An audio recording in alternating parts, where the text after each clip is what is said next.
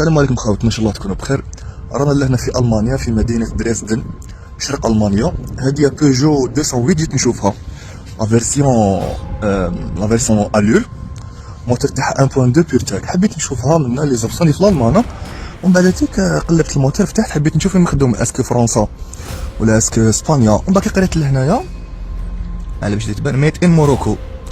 الناس اللي تعرف تقول لنا علاش سيارات ميد ان موروكو يجوا لالمانيا ويتباعوا لهنا في المانيا.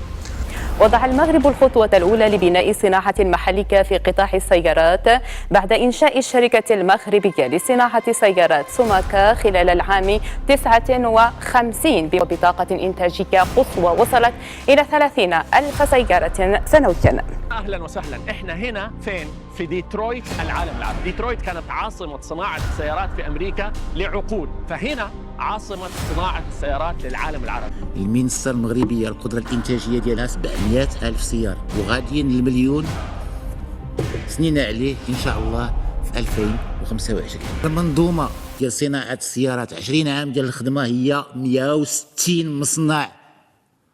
160 مصنع اللي كتشغل 220,000 كفاءة مغربية، منهم 15,000 مهندس اللي كيشتغلوا على الابتكار واللي كيبتكروا سيارات جديدة، ماشي غير السيارات اللي كتصنع في المغرب، حتى السيارات ومن أعلى مستوى اللي كتصمم واللي كتصنع خارج الوطن.